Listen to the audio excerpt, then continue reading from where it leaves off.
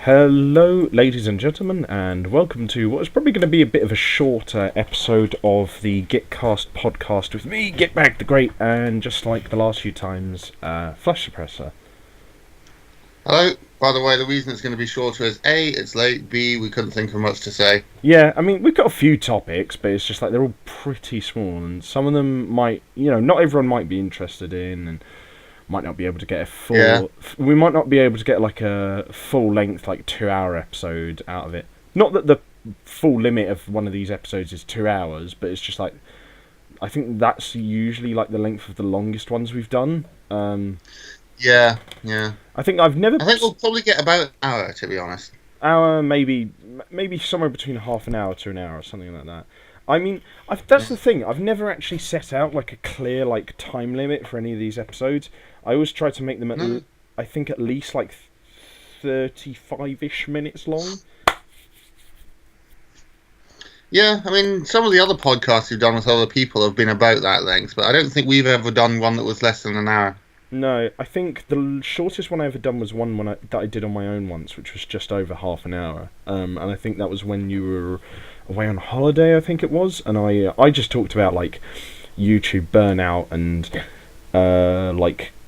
community contributor involvement from like games like World of Tanks and The Division and stuff. So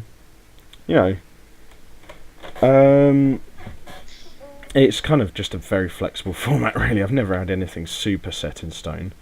But one thing that might as well be set in stone is how we start off every one of these episodes. So, how have you been since the last episode? Well, my life has been sort of fairly up and down for quite some time now. Yeah, I think we gathered that. Because, and well, my contract at Lego, my current job, is due to come to an end in exactly 2 weeks at this point. Yeah. And while I would be happy to continue working there, and they would be happy to have me continue working there, yeah, because Lego in general only does whole year contracts, they can't sort of hire me for a month or two until the next course starts. No. So at this point, I'm going to be looking for something to do for a month or two during the summer. So, and then are you going to ask them if they can employ you again when the summer ends? No, because at that point I will be studying something. I don't know what, but it will be something. And what are you most likely looking at studying then? Well, the choices are between teacher training and various history and archaeology courses. Oh, that sounds good. Foremost among them is the course in marine archaeology at the University of Southampton. Southampton? Oh, that would be great for you.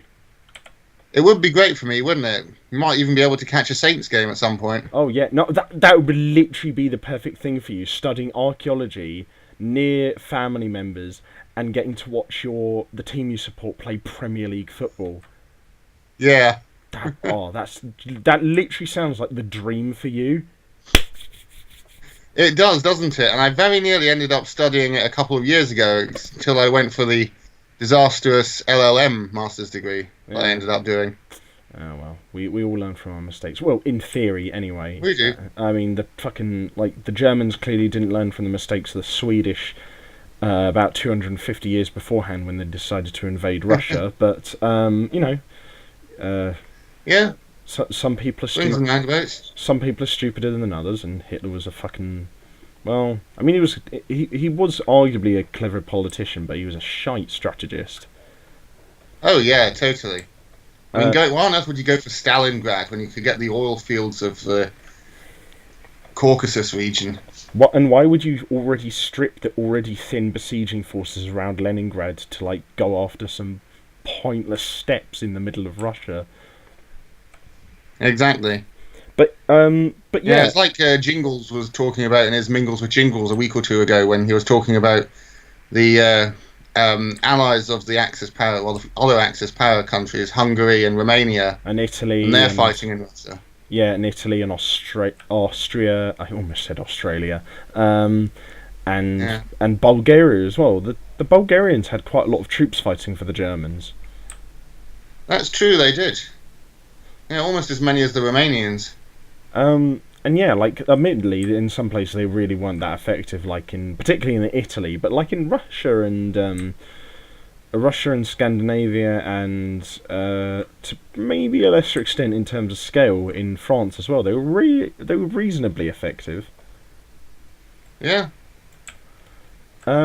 So, what brought you to the decision of like deciding you wanted to do that course at Southampton? Well, it's the perfect juncture of all my favourite things and all my hobbies. Yeah.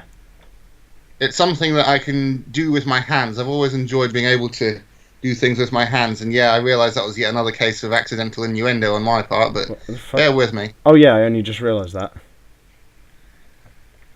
Yeah, so there's that. It's at the confluence of my favourite hobby, namely scuba diving, Yeah. and along with my other favourite hobby of history. Yeah. Well, my favourite sort of non-physical hobby of history. I've always loved archaeology, the concept of it, Indiana Jones, Time Team, all that kind of thing. Yeah. T. Lawrence, all that sort of thing. It's fairly interesting. It's a fairly prestigious sort of field. It's just perfect for me, really. And the fact, of course, that it's at Southampton in a region that I know quite well. Yeah, there's basically very little that I could wish for that's more than that, to be honest. Yeah, no, that sounds pretty good.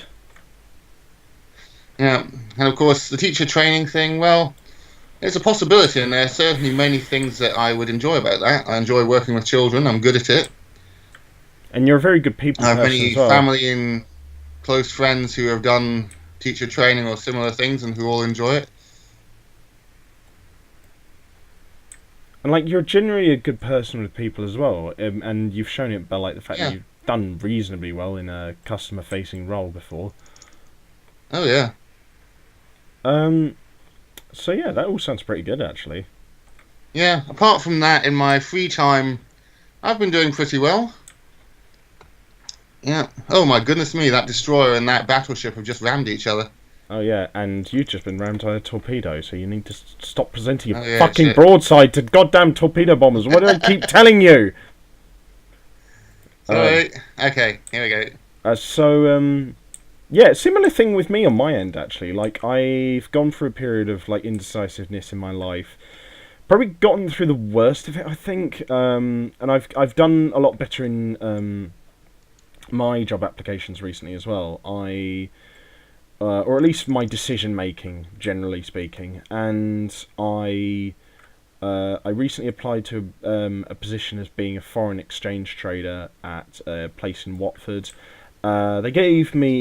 I was successful with the job interview, and they've invited me to basically join their company. Wow. I'm still weighing up my options just in case. Because I think it's wise to accept a job offer when you've been given one.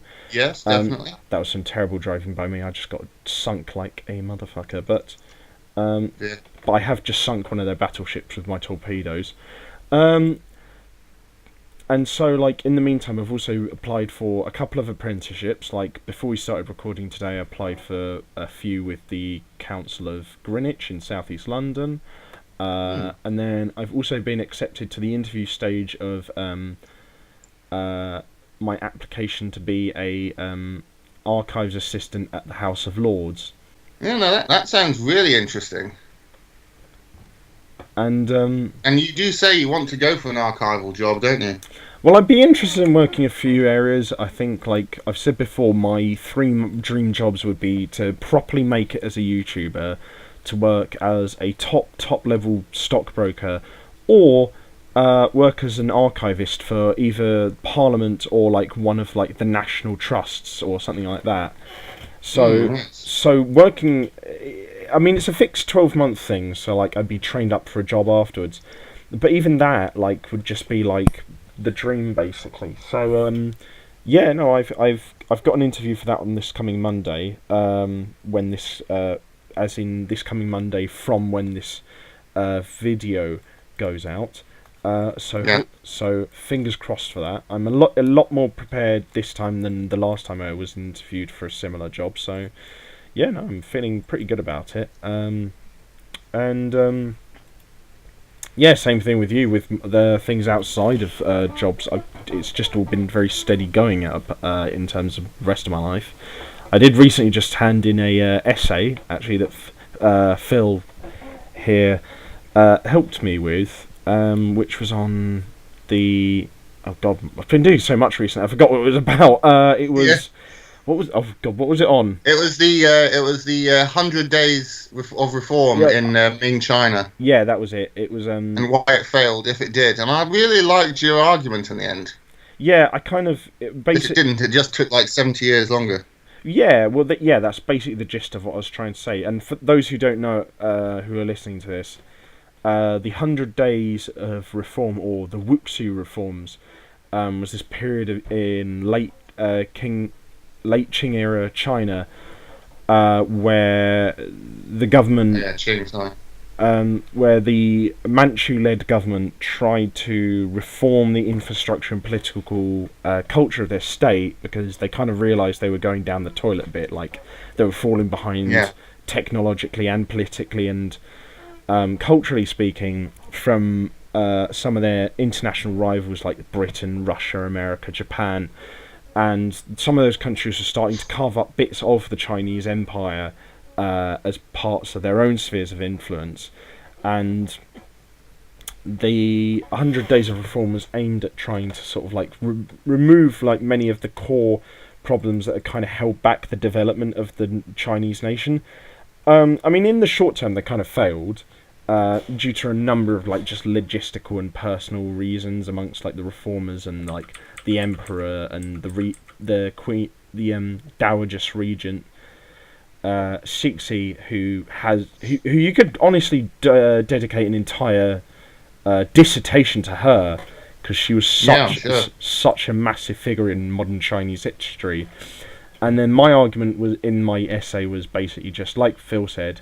I thought that the aims of the reforms in the long term were successful through the efforts of the Chinese communists later on, but at least in the first 20 or 10 years or so, roughly, after they had been initiated, they weren't that successful in trying to save Qing-era China from basically complete collapse, because about 13 years after the reforms came into play, or tried to come into place, Qing-era China basically completely collapsed in a state of complete revolution and was in a state of near constant civil war for like virtually the next 36 or 7 years.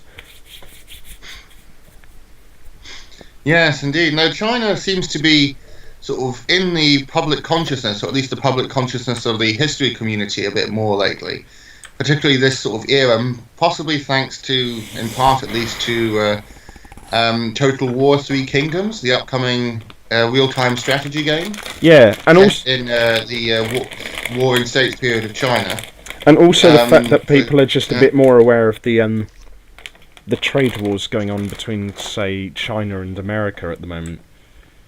that's very true. That's another popular factor, possibly even more than the rubbish I just said. Yeah, no, there's that. I mean, Overly Sarcastic Productions, a YouTube channel that Gitbag and I both like. They did a three-part series on China recently, notably that particular period in Chinese history. Yeah, which you should definitely go and watch because it's a period of history that Yeah. outside of Chinese academia, well, I mean, it's starting to get talked about a lot more, but outside of Chinese academia, it's not hugely talked about. So I feel like the more people make content based around it, like sarcastic productions, the more it will get the due credence it deserves. Because I mean, thing is, China kind of like Japan for a lot of its history leading up to the age of the steam engine was quite an insular and like sort of inward sort of nation, to the point where like by their own standards they probably were very technically and politically advanced, but by like say European standards they really weren't. Yes, indeed. I mean, there are multiple sort of economic factors, notably the previous series of reforms by the first Manchu emperor Yeah, to re-establish the Confucian traditions and so on, which certainly were effective at unifying the country after the Manchus had conquered it, yeah, but ultimately kind of led it to be sort of stagnant and overly reliant on the past. Your discussion of the role of historical remembrance and so on in your essay as well was very interesting. And apart from overly sarcastic productions, there was also extra credits. They did one of their extra history series yeah. on the yes on the rebellions and the period surrounding the Wuxi reforms. Yeah, no, because like the period of the reforms were kind of like beforehand they were paraphrased by a series of like really nasty revolts, and and afterwards, of course, it was paraphrased by several decades of revolution and civil wars and being invaded by Japan. Yes. Um, but yeah, generally speaking, it's a very interesting period of history. Actually, for a period of for reference on that period, particularly the last couple of decades, I would definitely recommend to people to read up on the works of Rebecca Karl, who is one of the more notable Western voices on late Qing era China. And she knows her stuff. Like, she is one of the top dogs on talking about late imperial China and how it transitioned into this revolutionary state and then into the communist state. And she really knows her stuff. So I definitely recommend reading up on her stuff about it. And she talks actually particularly a lot about the 1898 reform movement and how it kind of initially failed. So yeah, if people want like an initial foray into that period of Chinese history, definitely read up on her stuff. You can find most of it on like Google Scholar or anything like that, so definitely give it a look. In fact, actually, I think I used a couple of her books to during my essay. Yeah, I did. Yeah, I'm probably going to use some more during my dissertation as well. Hmm. Well, you can definitely do a lot worse. Now, I remember reading the book by oh gosh, I can't remember the name of the academic who wrote it. He did a couple of guest lectures at Sussex. The name of the book, though, is The Gunpowder Age, and it charts what's known as the Great Divergence between Western Europe and China. Because in the year 1700, Western Europe and China had similar levels of development, the same population size, both had sort of seafaring prowess, all the rest of it. But at some point between then and, well, 1842, I suppose 1839, the First Opium War, China had just been left so far behind, and working out the reasons why that is one of the big overarching debates in history in general. Oh yeah, no, it has been for the past 30, 20 years or so. Same thing really with the what happened to Japan around the same time. Yes. How did Japan manage to modernize? Well, I mean, actually, I should say Japan. Yeah, kind of with Japan. Actually, it kind of happened more so. I'd say, come to think of it, probably about half a century earlier. But it happened in roughly a similar fashion. Admittedly, the bloodshed was not on anywhere near the same scale as in China, but the kind of roots of why it happened were roughly similar.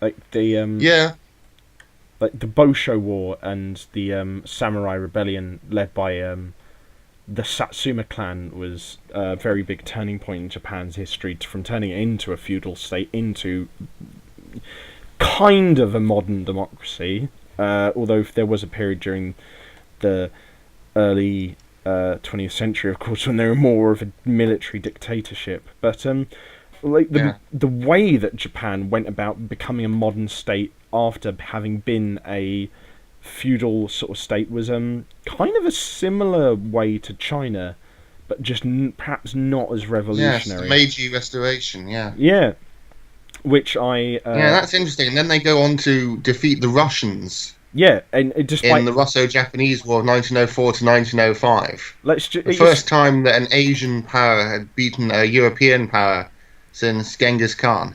It's just like it's fascinating as well because just the complete overconfidence of the Russian army and navy in regards to fighting the Japanese was kind of astounding when they suddenly realised that not only did the Japanese have a land army that was just as big as theirs, but it was also just as well equipped, and they also had a arguably larger and better trained and equipped navy. I mean, like, you just have to look at, I can't remember if it was the last episode he did or the episode before that of Mingles with Jingles. I think it was the last episode, yeah, I'm thinking of exactly the same thing. Where he talks about this Battle of Tsushima, which is quite possibly one of the most one-sided and just calamitous defeats of any navy ever. It's probably one of the biggest naval battles of all time, and the Russians just got completely destroyed. The Japanese obviously learned from their experiences fighting Admiral Yi. Yeah, during the Korean 300 years earlier, didn't they? Yeah, during the Japanese-Korean Wars, but obviously with much more primitive technology 300 years before. But still, it's just like, I think arguably the defeat of the Russian Navy is just as embarrassing, really.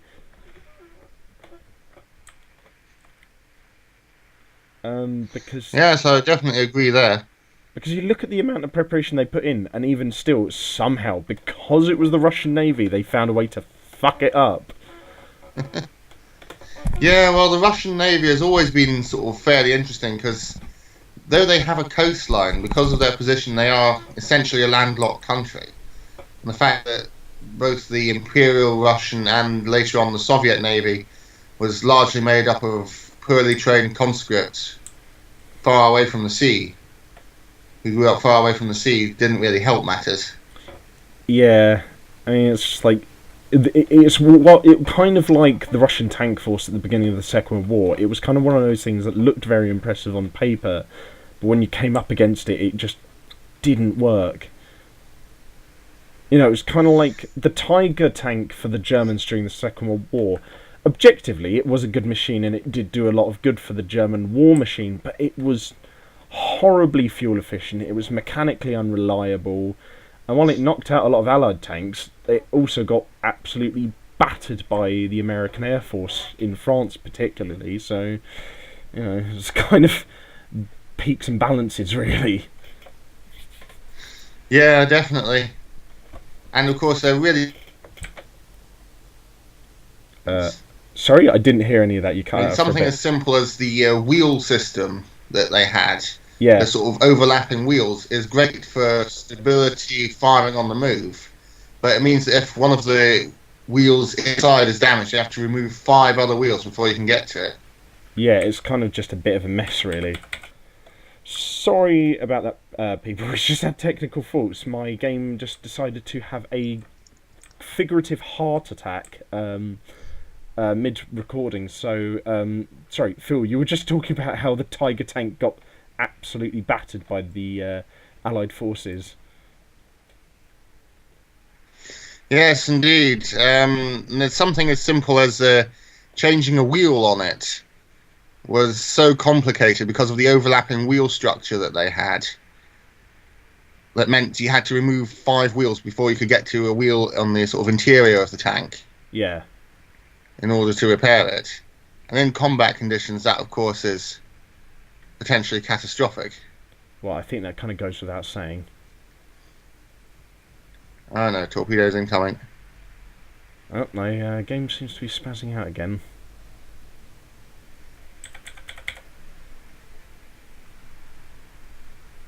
Ooh, that wasn't good. So, yeah, sorry, just continuing to have some technical problems. But yeah, the Tiger tank, I think, was one of those things that had a number of technical brilliances to it, but ultimately it was just kind of undone by the fact that it was kind of just such an overambitious design, kind of similar to all the other German experimental tanks.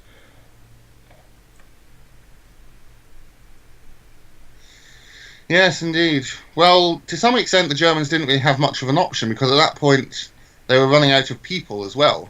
Yeah, but they couldn't really do the Russian strategy of building as many tanks as possible. Do you think, though, that at least in as early as, like, say, 1941 or 42, when they were designing things like the Panther and the Tiger, that they could have done with maybe designing it more along sort of like a Russian sense of thinking, in that how could this be efficiently used rather than how could this be effective on an individual basis? That's true, but you also have to look at other aspects of German weaponry, such as the Sturmgewehr, as opposed to the Russian submachine gun designs, and of course the AK-47 design, which wasn't in the end used in World War II. It was important for the Russians to have workable equipment, simply because the equipment was going to be used repeatedly and by lots of different people. Whereas at that point in the war, the Germans sort of knew that it was all or nothing. Yeah. And they had so little manpower left that they just had to equip the best they possibly could and basically then send them on a one-way mission.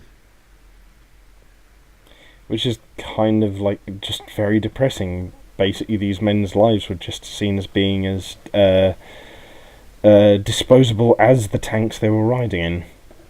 Exactly. And there's one fact that I remember from watching World at War that I find particularly shocking. And if you watch something like Band of Brothers, you'll see it sort of in the background, though rather admirably, I think. They don't sort of shove it down your throat. But Hitler lowered the recruiting age, sort of by the time of the Battle of the Bulge, Hitler had lowered the recruiting age in Germany to 16 and a half. Yeah. Yeah, so people my little sister's age were being sent to fight, and you see, like, there's one really memorable scene in Band of Brothers where one of the paratroopers sort of walks over a knoll, and completely to his surprise he sees a German soldier and he has to shoot him, but it's obvious that the German soldier is incredibly young. You can sort of barely fill out the Stahlhelm, his head is so small, kind of thing. Yeah, it's kind of depressing, but it's also kind of just like a broadly stark realisation of the state that Germany was in at the time, that they had been taken into such a total war and made such an enemy of arguably the whole of Europe that, I mean, how else were they going to get out of this situation other than having an entire generation be either wiped from the face of the earth or completely scarred?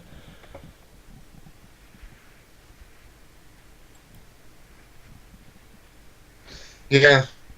No, I mean, it's hard for us to imagine today, really, isn't it? Because even though, I mean, we have grandparents who lived through the war, but mine were too young to fight in it still. And yeah, so I mean, the next generation of people won't have anyone who even remembers it at all, will they?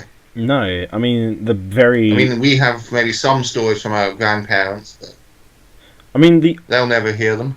At the very earliest, like, they may have, like, some people who, like, may live to their 90s or even early hundreds and be able to tell them snippets about it, but the best way that we can preserve that history is by interviewing as many as we can before they die, which is why there's so many World War II documentaries, I think, because, you know, that generation is going to die off completely eventually, so you might as well preserve it as much as you can.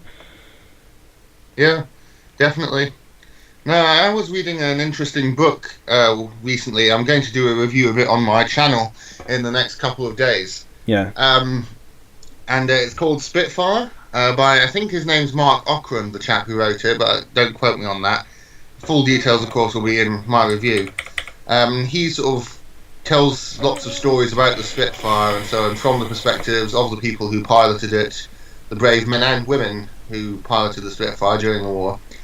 And he sort of says basically every person he interviewed for the book died like a couple of months later, most of them before it was even published. Because when did the book come out? It was really important to him to get the stories collected as soon as possible.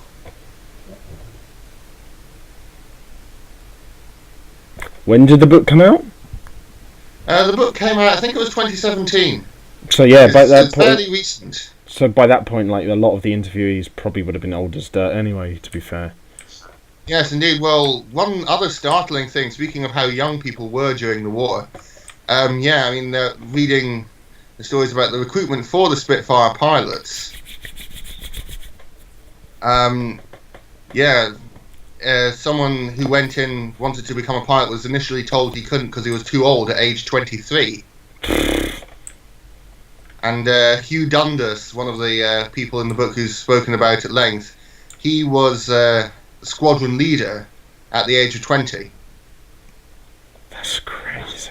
Yeah, I know. I mean, I think about it, and there's a great passage in the book where one of the pilots recalls that he was in Italy, and he was relaxing on the beach. He got some time away from the front lines, sort of thing. He had at that point been flying on the raids over France. He'd fought in the Battle of Britain. He had fought in North Africa, Sicily, and was now in Italy, kind of thing. He travelled further than most people at that time would in their entire lives. And he sees this Italian woman going skinny dipping on the beach. And he suddenly realises this is the first time he's ever seen a naked woman.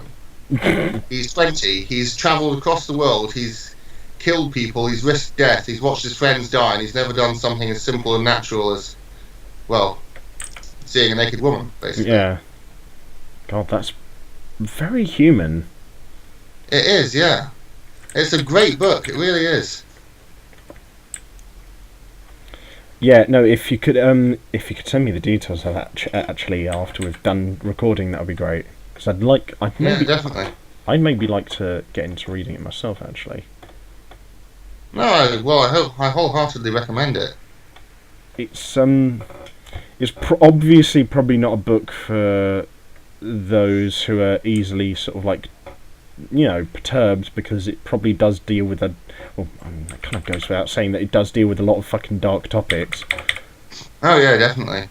I mean, Holocaust is mentioned, like some of the pilots who got to go and see some of the death camps as they were being liberated, sort of thing.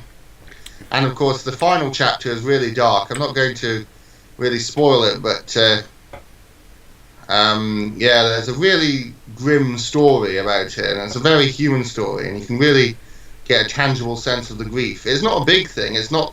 This isn't the Holocaust. It's not something sort of unimaginably awful. It's a very human story. Yeah.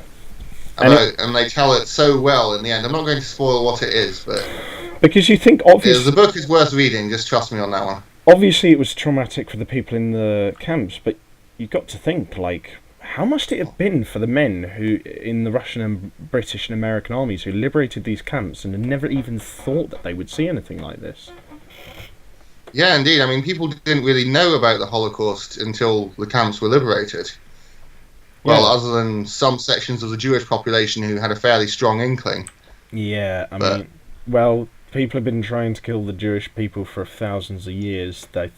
You'd think they would, like, have built up some way of, like, knowing about this sort of thing, so kind of goes without saying, I think. Yeah.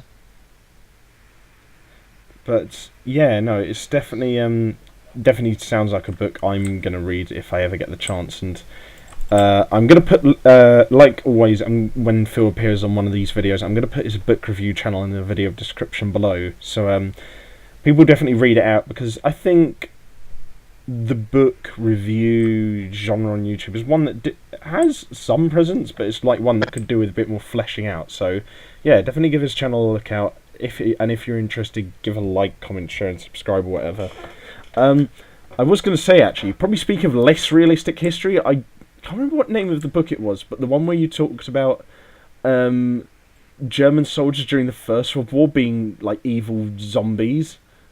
Oh yeah, that one. Gosh, what was it called? The Great Undead War. Gosh. The Great Undead War was the name of the sort of aborted franchise that it was supposed to start. Really? That's yeah. That's not in bad taste at all.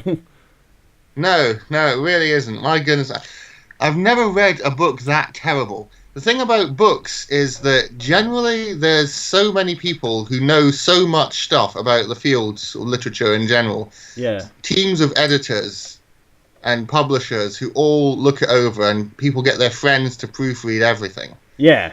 How on earth they thought that could possibly sell?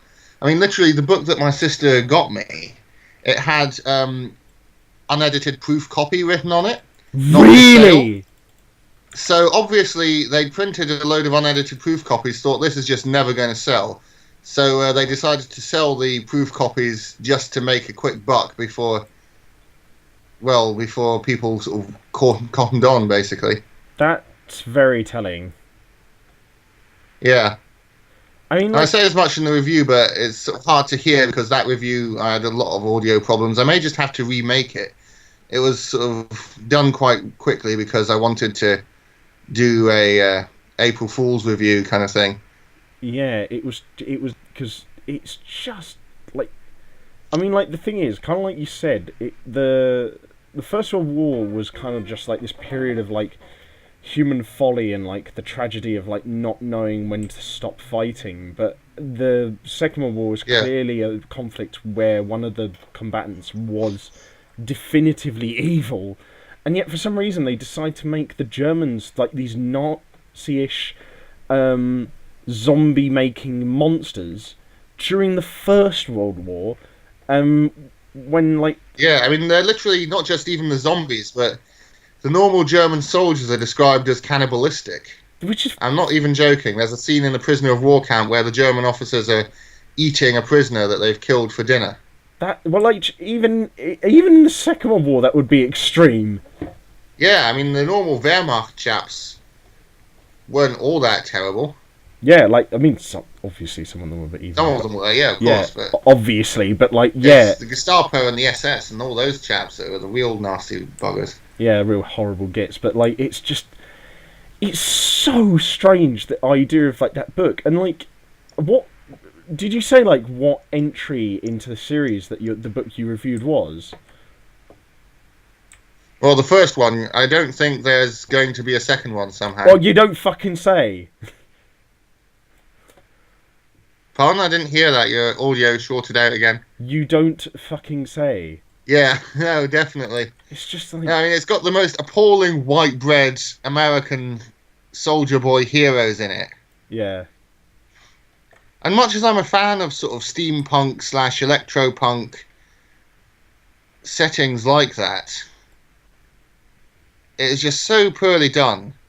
And there's no sort of concept. They obviously just put in, it's the archetypal bad sci-fi, where the sci-fi elements are just sort of made because the author saw them in their mind and thought they would look cool. Yeah. Rather than to sort of help tell the story. Or tell something meaningful. And did they actually genuinely plan on making a franchise out of it? Because that doesn't sound like one with a lot of longevity. Well, no, I mean, presumably it was just sort of because of the whole big zombie craze a couple of years ago. Oh, God, yeah, that's right. I mean, it could actually have been something quite good. The whole concept of... could it, Phil? Yeah, think about it. World War One. Men being treated as cogs in a machine, just meat for the grinder. Oh, right. What could be more appropriate than zombies? This could be a horrible metaphor about people sort of being sent to fight even though they're dead. And then you have the whole question of when did they die? Did they just remove die at the moment they were forced to leave their families, or what? So you mean like just remove the occultish bit of it, and like the bit where the imperialist Germans aren't just like misguided, but are actually just like probably just as evil as the Nazis. Yeah, well, you could also do something interesting about that, because it's all... the story is that the Germans use a combination of dark magic and science to create this corpse gas, which turns corpses into zombies. And, you could sort of make that a metaphor for the use of gas in World War One in general. Because, even though the Germans were the first to use deadly poison gas in 1915, all sides had been developing poison gas before the war. So they all had it on hand, ready to use as soon as the first side did it, so that they'd all have an excuse.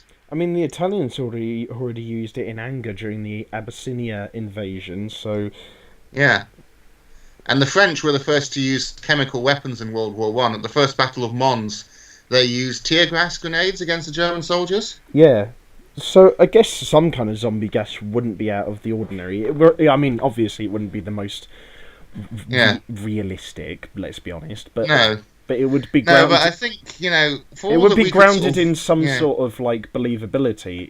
You wouldn't necessarily think it was realistic, but you could understand the correlation of it to how gas weapons were genuinely used in the war.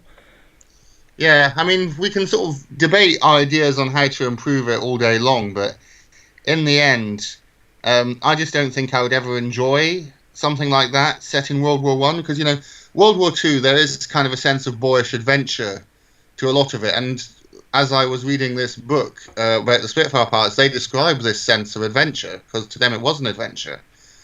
So, and yes, there is sort of more of an inherent acknowledgement that the side that won World War II was the side that has probably made the world a better place than it would otherwise have been.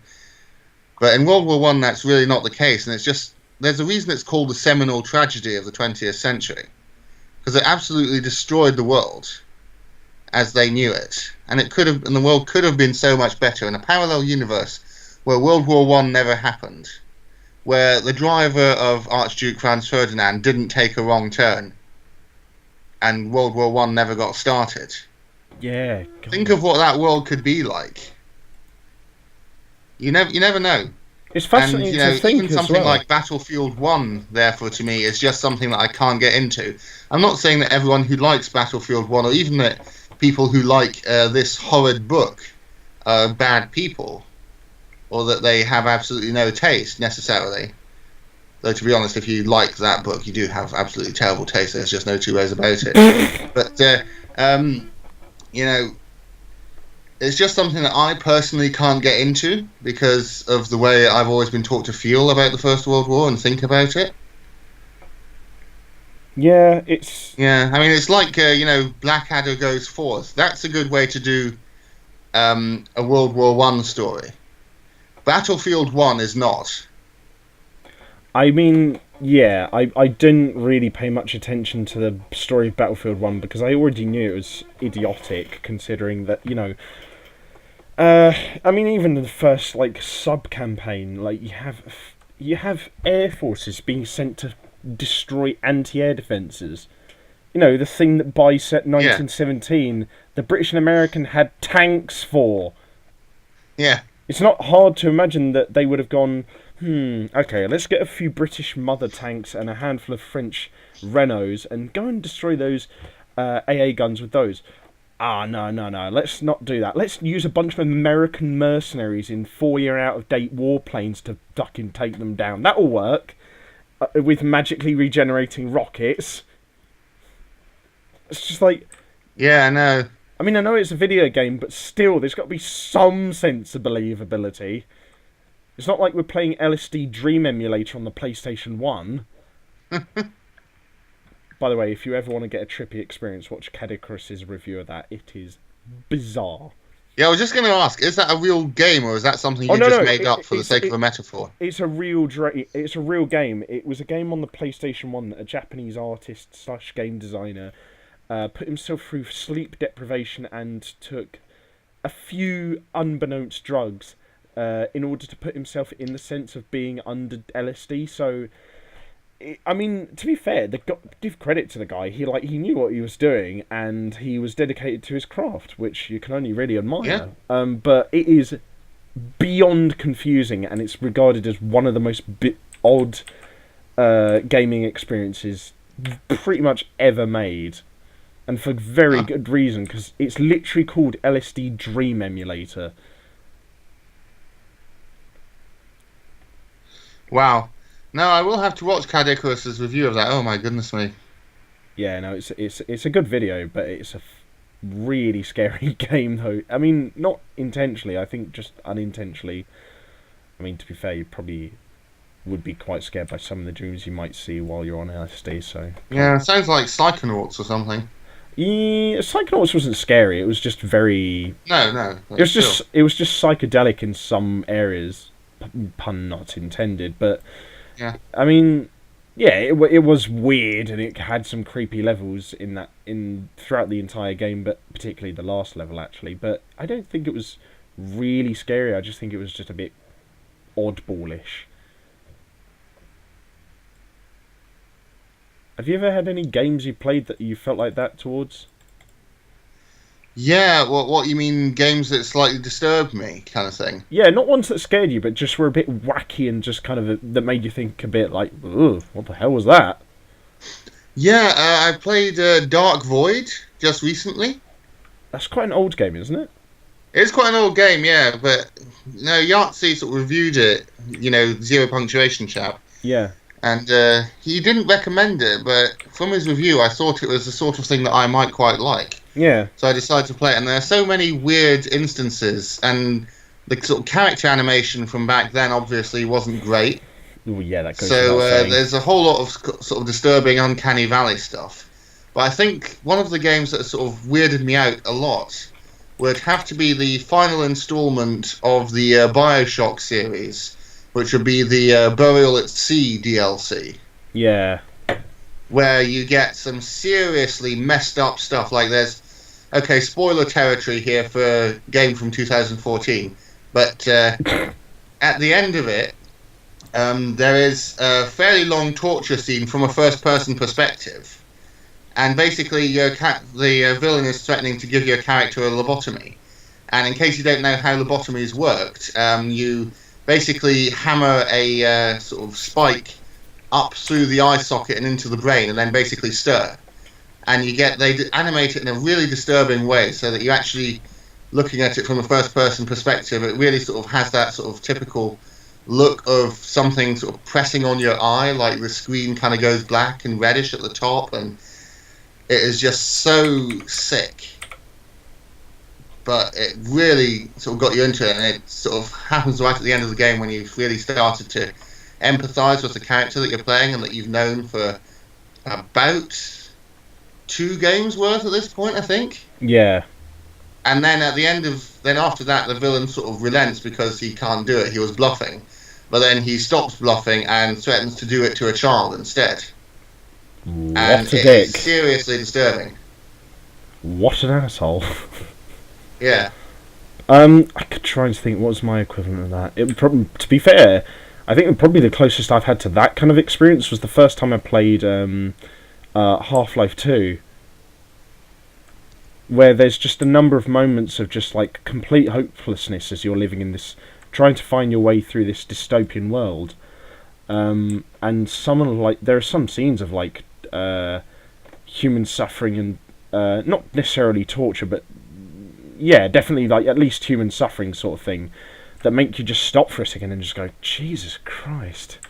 Like particularly towards the middle of the game, and probably at the points where you're about 80 to 90% of the way through the game, there's definitely like periods of just like that where you're just looking at what is on screen and you're like, I know I've got to go through this to complete the game, and I definitely want to because this is a really good game, but Jesus Christ, this is some heavy stuff. Like, we're talking about dystopian authoritarianism and subjugation, and like at points like police forces being sent in to destroy entire communities. So Yeah. that's probably a bit more psychological and like probably a lot less like visceral than what you just said, but I think it kind of had the similar effect on me, really. No, I can totally understand that. Definitely why that would be a sort of fairly disturbing one. Yeah, no, it was. Half-Life 2 is pretty old at this point, but if anyone hasn't played it, fix that because it's just a brilliant game. It is disturbing. Portal is another one that's sort of really, sort of real psychological horror kind of thing. Yeah, and you really don't expect it at first. It's kind of like Pony Island, where like you're playing through like the first couple of hours of it without a care in the world, and then all of a sudden you realise, oh, there's actually a lot more to this game than I realised. Yeah. But speaking of which, actually, me and Phil are going to be planning at some point in the near future to be doing a co-op playthrough of the co-op missions on Portal 2. So you guys best keep an eye out on this channel for that if you want to get in on that sort of thing. I mean, me and Phil have kind of shown our ability to work it together to be quite good, I think. But don't expect like MLG elite level pro sort of levels of gaming. Just going to be brutally honest. Yeah, no, I think this is going to be one of those ones where it may just test our friendship a bit. We'll have to see. I don't know if it necessarily will completely test our friendship, but it will definitely test us not murdering each other. Yeah, just fortunate that thankfully over Steam we don't have to do local co-op. Yeah, if we did, then things might get heated. Then I wouldn't be reaching for cans of cider. It would probably just be cans of knives to fucking hell. This big Southampton bastard. What are you drinking? Well, it's German Father's Day today. Oh, fuck. So I got my father some beer and a Toblerone because he doesn't like to make a big deal of it. He doesn't really sort of think Father's Day is a sort of proper holiday like Mother's Day is. No. But, we still get him one or two wee things. And I got him some Mönchshof beer, Kornbacher Mönchshof, which is a sort of proper medieval German beer brewery kind of thing. Yeah. Brewed to the Reinheitsgebot standards, which was the German Bavarian Catholic Church laying down rules for all the monastic breweries for how pure beer had to be. And so it's basically one of the earliest examples of a sort of modern consumer protection law. And it's good. Let me guess. I just thought I need something to lubricate a bit. And okay, this is where the game's kind of glitching out. Are you seeing this? No. What are you looking at? Oh no, I think the camera's gone a bit mad. Hold on, let me just reposition. Okay, that was weird. Yeah, no, the camera sort of couldn't decide what position it wanted to be in there for a bit. Never mind. So that's what I'm drinking at the moment. Lubricate? You sure you want to use that term? Well, we'll call it social lubrication, actually. No, don't call it that either. That just sounds like you're jacking off a whole bunch of people at once. God damn it. All the time when I'm gaming with you, I'm trying to convince you to, or at least somewhat trying to educate you on how to, speak where you're not going to get memed to death by the internet. And instead, and the whole time, because you're so old-fashioned, you just go oh yes, I'm just going to lubricate up the old Johnnies and have a bit of a jolly old bash. I'm just like, fill it! God damn it! Yeah, I sound like a sort of vulgar Winnie the Pooh, don't I, really? Or it's like, I can't remember the name of it, that British kids show where they, sometime in the 70s, where they knew they were going to be cancelled, so as kind of a very tongue-in-cheek joke, for the whole of the last episode, they just talked about how they like to play with balls. Wow. No, I don't know that one. All I know is the Magic Roundabout, this one from the 60s that my parents remember. And basically, it's so psychedelic. It's an English translation and sort of re-editing of an original French property that they did for the BBC back then. And there's all sorts of weird and wonderful things happen with so many adult jokes that only the adults would get. Like this sort of trained Thomas the Tank Engine-like character comes along, and sort of the main character complains about him being rude and says no wonder he was nationalised. Jesus Christ! So they get sort of weird political and sexual jokes in there that people in the 1960s just wouldn't have got. Yeah, or at least that kind of, if they had gotten that the standards for what was acceptable was just, probably just completely alien to what we would be okay with now. Yes, indeed. I mean, there's all sorts of weird and wonderful things. Have you ever heard of Trumpton? And Camberwick Green and Chigley, these sort of things that all kind of existed in the same sort of thing. It's beautiful classic British stop motion. They're all on YouTube now. I'll send you a link if you like. And they have all these really nice conservative 1960s messages in them. Yeah. About conformity and so on in ways that you just wouldn't get today. Ah, God, the good old days. Yeah. Back in the days when everyone knew their place and everyone stayed in their place. And that's how it should be! God damn it! Exactly. Wait. What? No, Phil, you're not supposed to agree with me. You're the more liberal one out of us. That's true, yeah, I'm the Remainer. You're the Brexiteer, god damn it. I didn't... wait, no, let's not get into that much of a politics discussion, you fucking fool. Have you seen what kind of shit Brexit YouTube gets into? No, we are leaving... I don't know, I've had a beer, I'm looking for a fight. No. We are leaving Brexit 100 miles away from this channel. Don't you fucking dare bring it into it. God, yeah, I think we need to... Yeah, okay, so let's move on from that to a very slightly less controversial topic. Arsenal v Chelsea, what do we think? Yeah, thank God, football, fucking hell, before you got even more drunk and started talking about fucking abortion or something even more controversial. I think abortion is a great idea. There's nothing better than pruning the undesirable elements of the population. Let's not get into eugenics either, you fucking nutcase. Look, everyone has particular opinions about certain topics. Everyone's allowed to have those opinions, and I think everyone's opinions should be valid. That's what I'm going to leave it at. Let's move on to football and stop talking about controversial... Let's not bring politics into a nice, wholesome naval warfare simulator. Yes, let's not talk about fucking abortion, eugenics, and Brexit on a podcast where we've, to be fair, just already been talking about the Holocaust and the Second World War. Yeah. Yeah, we don't really have carte blanche to take the moral high ground there, do we? No. To be fair, you're probably right. But yeah, I mean, well... Anyway, football. This kind of episode's already been a mess with the technical problems anyway, but, you know, bygones be bygones. But, if anyone does ever have any discussions on the internet, whatever your opinions are, please keep it civil, for fuck's sake. But yeah. Yeah, I mean, if you had many subscribers, the comments section on this video, my goodness me. Oh God, yeah. But anyway, yes, on to something perhaps a little bit less, little bit more light-hearted. As Phil said, Arsenal-Chelsea played last night. As of this recording, we're recording this late on a Thursday afternoon. And yesterday, on Wednesday, the 29th of May, 2019, we had one of the more controversial Europa League finals, because it was held all the way over in Baku in Azerbaijan.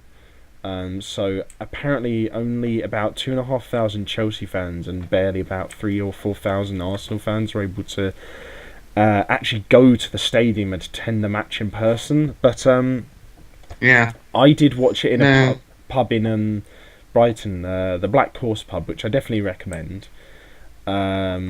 And admittedly, oh yeah, that's a good one. Remember that? It wasn't the most even game, but it was still an entertaining one nonetheless. I mean, what did you think of it, generally speaking? Yeah, well, I thought it was quite good. I mean, I have to say, I'm not a really big Chelsea fan. No one is. Simply because I kind of think they represent everything that's wrong with football in Britain today. Philip, don't worry. In England, anyway. You're not alone in that opinion. Lots of people don't like Chelsea. Lots of people didn't like Chelsea before they got all their money. Yeah, true enough. It's not just that. I mean, as far as I can tell, their fans are a bunch of thugs. So, understatement of the century. But yeah, no, go on. Yeah, there's that. I mean, I don't want to sound sort of a bit stuffy, and I know that it's never sort of really been the case that, oh dear God, I'm about to die. But, yeah, I mean, the fact that it's owned by a Russian, it's managed by an Italian, and all the players are foreign as well, and yet it's supposed to be this sort of archetype of the sort of West London identity kind of thing. Yeah. And, yeah, that just sort of represents to me what's kind of wrong with football, but it has to be said. Also, not just that, before the final, Chelsea manager said that he sort of valued the trophy. a lot, and he said it in a weird way. Like he said, it's all about the big cup, and it just to me sort of lacks any sense of honour. It's such a mercenary motivation just to go for winning the title. But it has to be said, they played better football than Arsenal did, and they won quite rightfully, hands down. I think as well, particularly Arsenal's defending, which we could see sort of early in the season as well. Arsenal's defending and the goalie in their first match, the goalie kind of made a terrible mistake, and if it hadn't been for the teammates, they would have had to have conceded a goal, and as it was, they got a pointless corner shot as well that they had to take. I think, to be fair, both the Arsenal and Chelsea managers came into their clubs at the beginning of this season as new managers, and I think with Arsenal there's a lot more that they need to do to improve their squad to the point where they can start winning trophies again, and admittedly the Chelsea manager has been under a lot more pressure this season to win stuff, so I think for Arsenal as a club they probably needed the trophy more. But the loss probably doesn't hurt them as much as if Chelsea had lost the final, because I genuinely think that if Maurizio Sarri had lost with what is probably the best Chelsea squad of the last 2 or 3 years, he would have lost his job. I don't think there's any questioning of that. And, that is true, yes. And I know what you're saying about him sounding a bit mercenary before the final, but keep in mind, admittedly, that this is his first trophy he's won in 30 years of football management. Yeah. And he's managed some big clubs like Napoli and Empoli as well, who are a pair of Italy's most historic teams. And yet this is only the first trophy he's ever won when he's in his late 60s. Yeah. No, you have a point there. I'll concede that. I mean, admittedly, I'm not the biggest fan of him myself, but I kind of think that I don't know. I can understand what you're saying, but it's just like at the same time, it's kind of like I don't know. It's hard to say if he is fully a villain or not. I feel like I probably dislike Chelsea as a club more than I dislike their manager. Oh, totally, yeah. No, I don't want it to get personal. It's just the club to me is sort of everything that I don't like about football.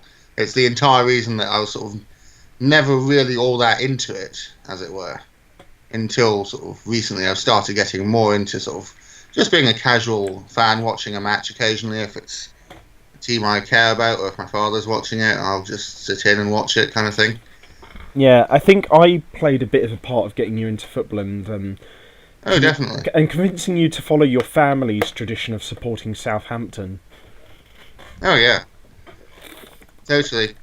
Yeah. And speaking of games that my father and I watched, we sort of caught a bit of the Union versus Stuttgart game.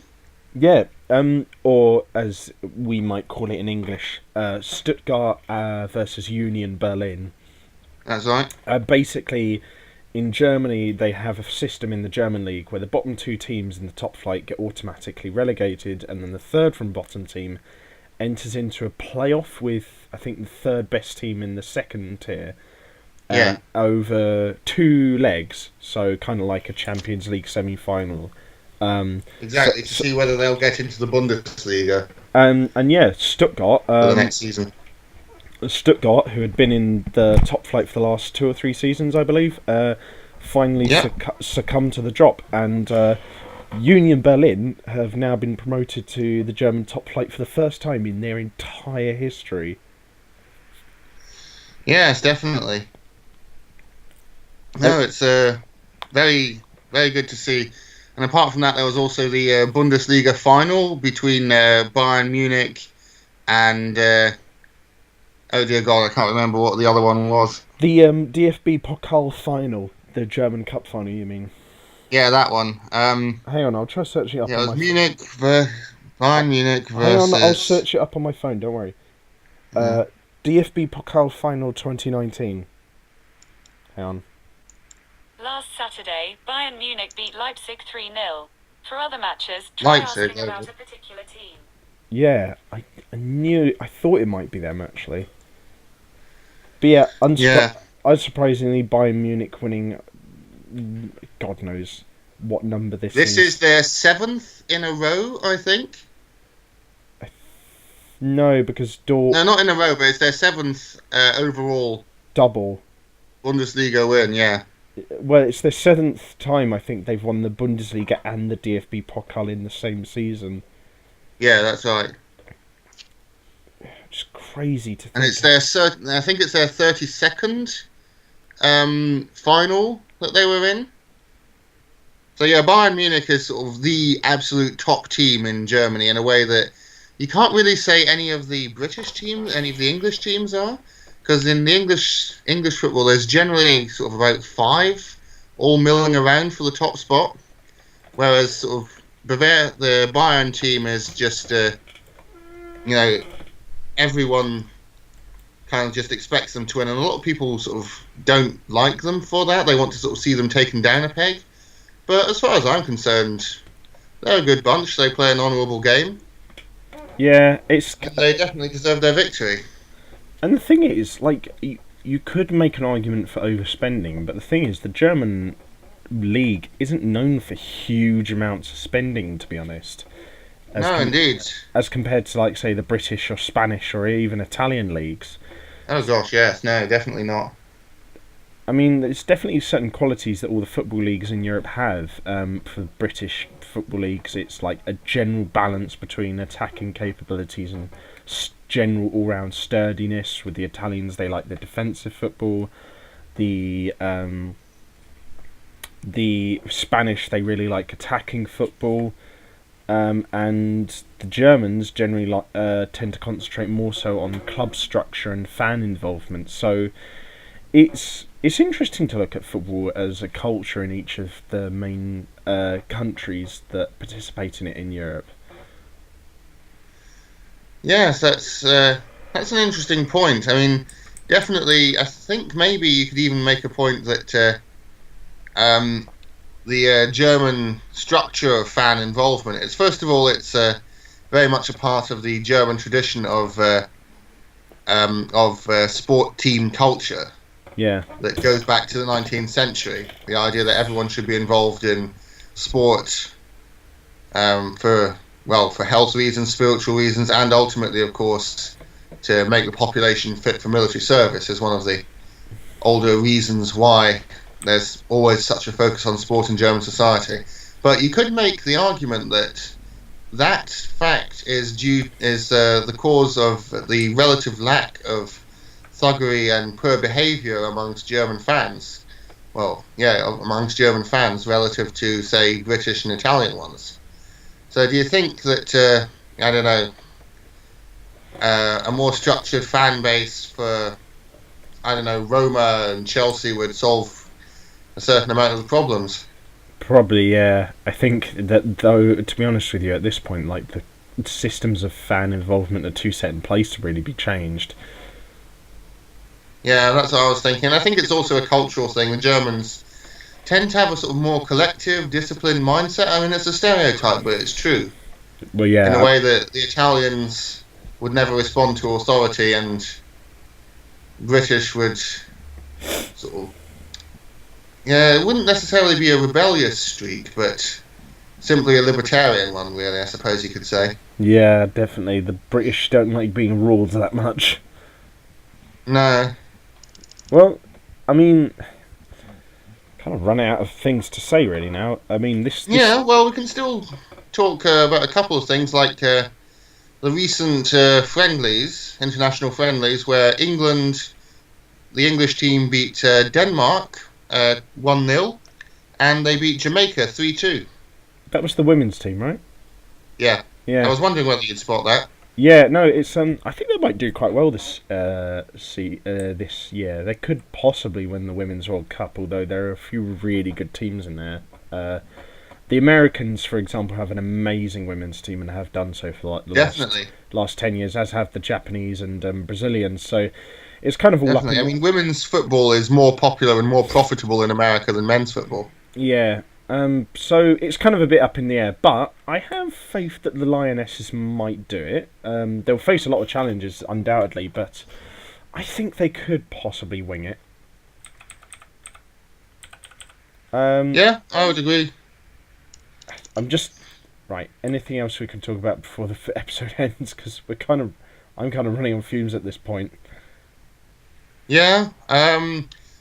Well, the last other sort of football match, I suppose, that we could talk about would be the Valencia versus Barcelona game. Oh God, yeah, the Copa del Rey final.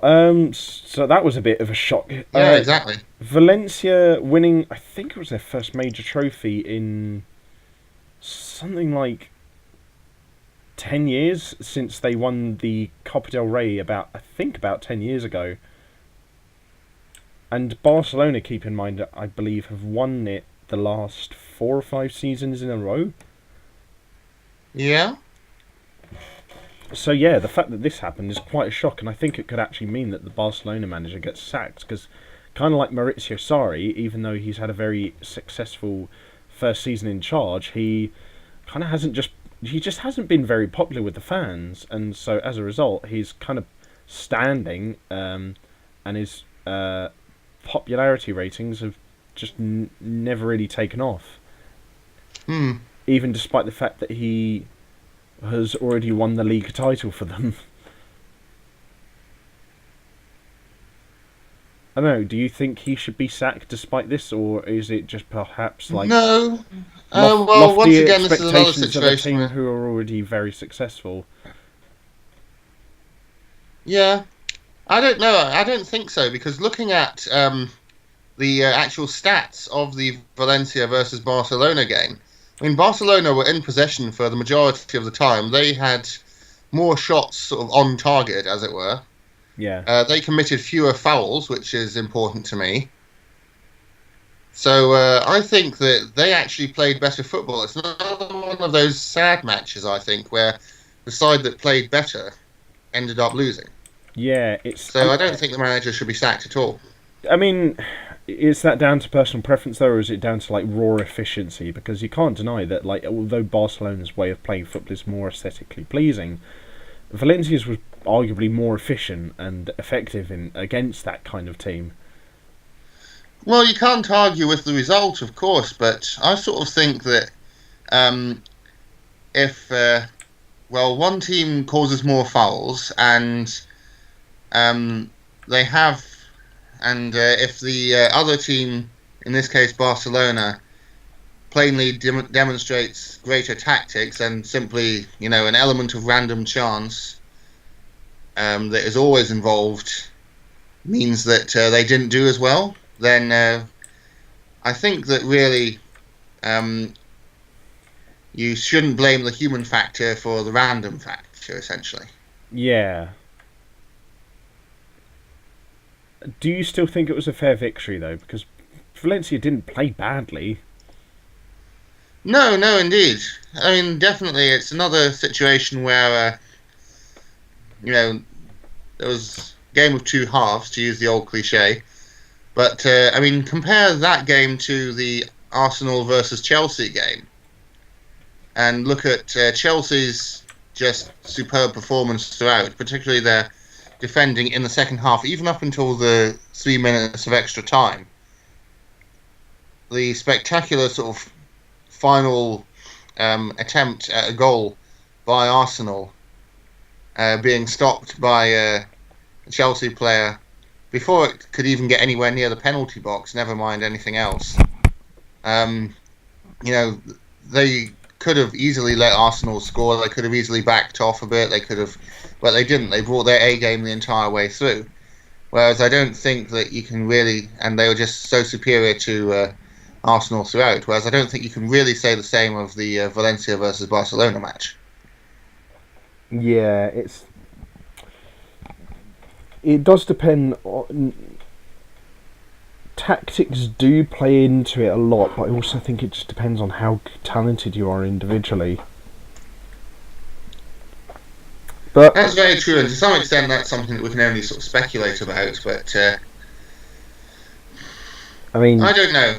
I'm generally just on the side of wanting to watch some good football being played, and I don't think the Valencia game was quite as good as, say, the Stuttgart, the Leipzig versus Union game, for example, or even Chelsea versus Arsenal. For all that, I don't really like Chelsea that much. Oh yeah, I agree. I would always much rather watch a team just chucking shit at the wall and drawing 4-4 rather than watching a highly efficient team just grind out a 2-1 win. Definitely. I mean, this is sort of one of the things. It's one of the reasons why I like snooker. The World Championships were recently. There was some really great snooker played, but one of the things that always strikes me is that when a fluke happens, which is when a ball gets potted by pure random chance, which happens sometimes. There's no way you can possibly predict where the balls will go all the time. The player that gets the points, the player that scored the fluke, who benefits from this act of randomness, apologises to his opponent and the referee for having benefited from random chance rather than relying purely on skill. And you sort of think, that is such a gentlemanly thing to do. And if any footballer sort of scored a goal by random chance, he would celebrate as hard as he would have if he had committed an act of exceptional skill. Yeah. So to me, a sport needs to have a sense of decency, a sense of dignity about it. And that is something that is lacking in a lot, though not all, of modern football.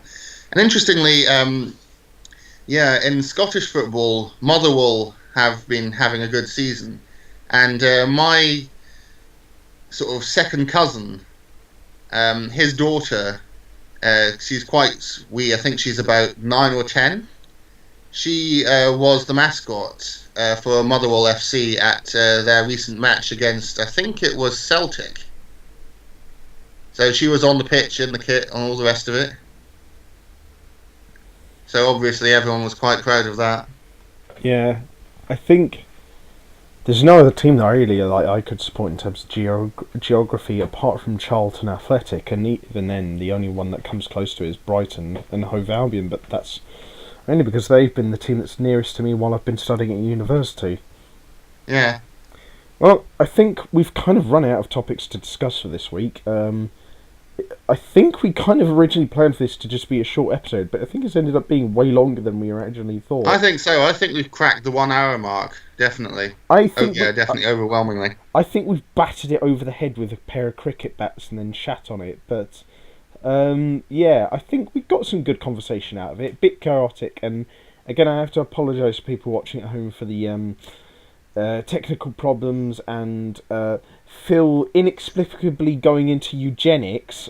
But I hope you guys have enjoyed this episode. As always, be sure to check out our social medias and other channels in the video description below, as well as Phil's own book review channel. And